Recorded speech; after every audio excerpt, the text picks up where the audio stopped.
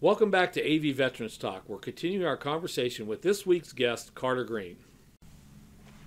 So Carter, went through high school down there probably, got out, military service. The Vietnam War was going on. Right. Were you part of the lottery crew or were you that volunteer? No, well, I volunteered, but I was real close to getting drafted. In the summer of '66, the Selective Service decided to test the college students because there's so many young men going to college, and they needed more draftees. So I took that in the summer of '66, and I only got a 75 percentile. And from what they told on the news, I knew I was going to get drafted by the end of the year. Mm-hmm.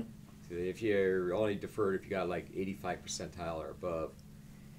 And so I knew I had to. So I went down and I tried to join the Navy in December of '66, and they were full up.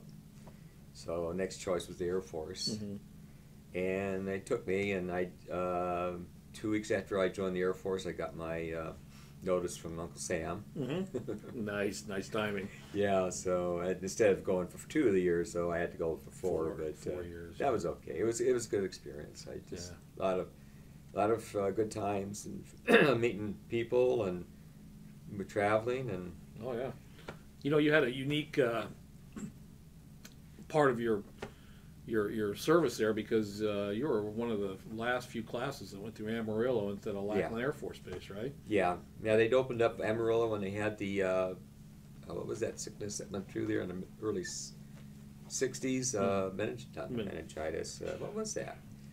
I forget what it was, but they had a big medical problem at the other one, so they opened up Amarillo. Yeah. And so I went there in '67, February to mid-March, 6 weeks. Yeah, 6 weeks. Yeah. And boy, the Vietnam War was raging at that Mm-hmm. point, So I imagine the Air Force guys really didn't get drafted. Yeah. The Navy, Army, and Marine did. Right. But you were all volunteers, so the mindset, you were probably with a lot of people that wanted to be there. Mm-hmm. When usually you're there. Yeah. Would go and choose the Air Force. Yeah, they didn't want to get drafted. No, they didn't want to get drafted. So you got there. Now, did you go in with a predetermined specialty code? No, or no, did they it select was- you for that? They selected after Yeah, that, and I didn't really know what I wanted to do, so I just went with it. yeah. So when you first realized, where was your tech school at first? Shepherd Air Force Base. You and me, Shepherd Air Force Base. Yeah. Yeah. So we marched those same flight lines. So there's a little difference in time there. Yeah. But so you ended up in what we call corrosion control in the Right. military, which is really just a fancy name for you painted aircraft. Yeah, painted. But we did a lot of learning about corrosion, the different types of corrosion, because there are quite a bit in what causes it and why, and how to prevent it and how to repair it. And of course, a lot of repair was just replaced, and we didn't do that. Yeah. The sheet metal guys did that. But Right. If it was not so bad, we would just clean it up, sand it down, clean it up, and iodine it, and then reprime it. And then if we had to put any other paint on it, we'd do that too. So we were the ones that did the painting because we had to basically do that. But we would go and inspect the whole aircraft for corrosion. Yeah. I'd go through that B-52 from nose to tail. That was a big aircraft. Yeah. Yeah. Yeah, but the thing was, we wouldn't do the whole aircraft at one time. We'd do it on a little section, Yeah. one little area like the flight station, or just the back section between the back wheel well and the tail, Mm-hmm. and or inside the tail. It was interesting. Yeah. Well, and I bet you were sick and tired by the time you got out of chromate green. Yeah. Everything was chromate green, and it wasn't in short supply, shall we say? Nope. I was always kind of curious as to why that was the preferred color for the inside of all aircraft.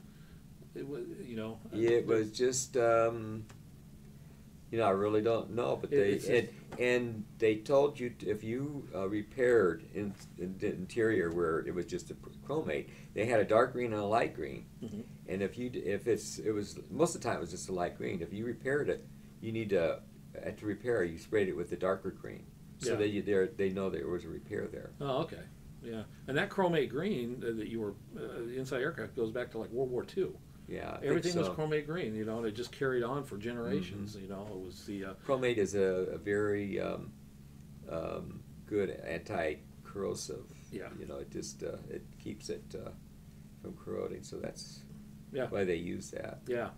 So I think we'll take another break here. We go back and you shipped out for Thailand, or no? You No, were Okinawa. Okinawa. You were in Okinawa.